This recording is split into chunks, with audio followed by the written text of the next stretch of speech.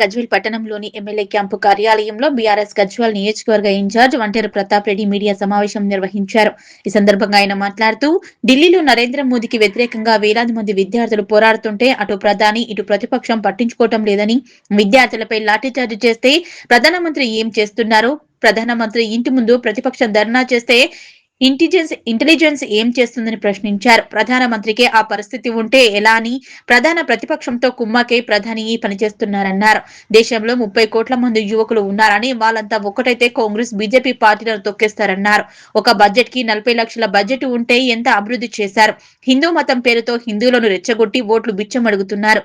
భారతదేశ చరిత్రలో వరస్ట్ ప్రధాని నరేంద్ర మోదీ అని, సర్జికల్ స్ట్రైక్ అని పాకిస్తాన్ పేరుతో ఓట్లు అందుకుంటున్నారన్నారు. ప్రధానమంత్రికి మానవత్వం ఉంటే లిఖిత పూర్వకంగా రాజీనామా చేయాలని, ప్రధాని ఇంటి ముందు విద్యార్థులపై లాఠీచార్జ్ కు వ్యతిరేకంగా హైదరాబాద్ లోని ఇందిరా పార్క్ వద్ద పెద్ద ఎత్తున నిరసన కార్యక్రమం చేపట్టబోతున్నామన్నారు. మీడియా సమావేశంలో టీఆర్ఎస్ నాయకులు, కార్యకర్తలు, కౌన్సిలర్లు పాల్గొన్నారు. బంగ్లాదేశ్ లో ప్రధానమంత్రులు దిగ్గపోయినట్టు నరేంద్ర మోడీ కూడా అదే గతి పడుతుందని భయం పుట్టుకొని ప్రధాన ప్రతిపక్షంతో కుమ్మక్కైపోయి ఒక దిక్కు బీజేపీ వాళ్ళు, ఇంకొక దిక్కు కాంగ్రెస్ దొంగలు ఊళ్ళు పంచుకున్నట్టు గాంధీ భవన్లో కూడా బీజేపీ ధర్నా చేస్తాడు, బీజేపీ ఆఫీస్ కూడా కాంగ్రెస్ ధర్నా చేస్తాడు. దేశంలో ప్రజలేమి చెవుల పువ్వులు పెట్టుకుని కూర్చోలే. యువకులు కానీ నిరుద్యోగులు కానీ వీళ్ళంతా చెవుల పువ్వులు పెట్టుకోలే. మీరిద్దరు కొల్లుడైపోయి కాంగ్రెస్ జనతా పార్టీ ముందుకు పోతుందన్నటువంటి ఉద్దేశంతో ఇలా నేను ధర్నాలు చేసేది. మీరు మరి 25 రోజుల నుంచి ప్రధాన ప్రతిపక్షం ఎటుపోయింది? ఎందుకు పట్టించుకోలే? నిన్న ధర్నా చేయడం గొప్పతనమా? కాంగ్రెస్ జనతా పార్టీ కానీ వాంగ్చుక్ కానీ భయపడిపోయి ఇద్దరు ఒకటైంది. తప్పకుండా దేశంలో యువకులు చాలామంది ఉన్నారు, 30 కోట్ల మంది యువకులు ఉన్నారు. వాళ్ళంతా కదిలితే కాంగ్రెస్ పార్టీని, బీజేపీ పార్టీని తొక్కుకుంటూ పోతారు. నడి వీధుల్లో తొక్కుకుంటూ ముందు పోతారు. ఎక్కడ ప్రత్యామ్నాయం ఏర్పడుతుందని భయం పట్టుకున్నది, ఎక్కడ కాంగ్రెస్ జనతా పార్టీ ముందుకు వస్తుందనేటువంటి భయంతో ఇలా మెలుకున్నారు వీళ్ళు. నరేంద్ర మోడీ గారు 150 లక్షల కోట్ల అప్పు చేసి ఈ దేశానికి ఒరగబెట్టింది ఏంటి? ప్రతి సంవత్సరం 40 కోట్ల బడ్జెట్, 40 లక్షల కోట్ల బడ్జెట్. 12.5 సంవత్సరాల్లో ఎన్ని బడ్జెట్లు వచ్చినాయి? 13 బడ్జెట్లు వచ్చినాయి.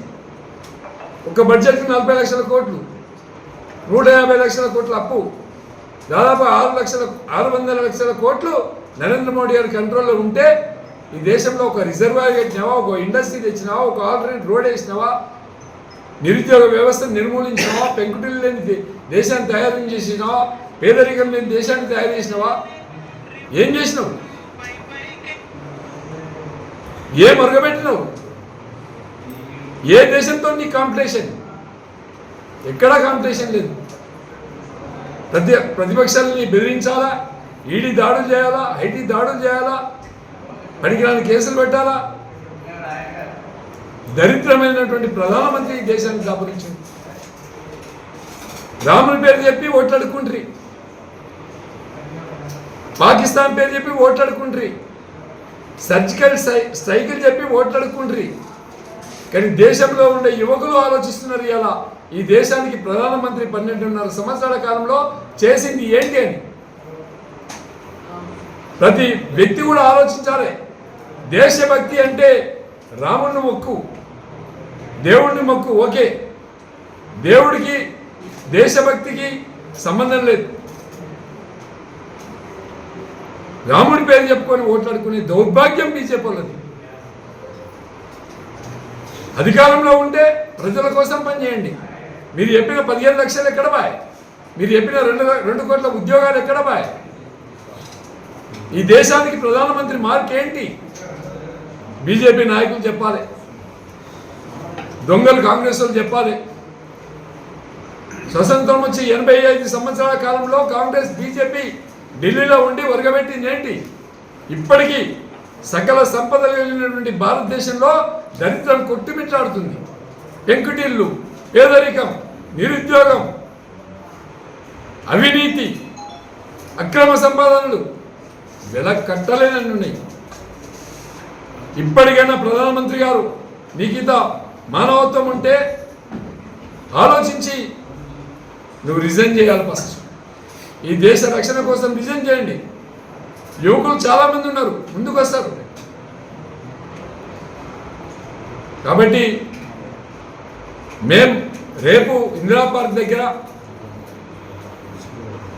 సికింద్రాబాద్ ఇందిరా పార్క్ దగ్గర పెద్ద ఎత్తున ఆ లాఠీ చార్జీ మీద, ప్రజాస్వామ్యం మీద జరిగిన దాడికి కేటీఆర్ గారు, హరీష్ రావు గారు ఇద్దరు వారి సమక్షంలో పెద్ద ఎత్తున ధర్నా చేపడుతున్నారు. జై తెలంగాణ, జై కేసీఆర్.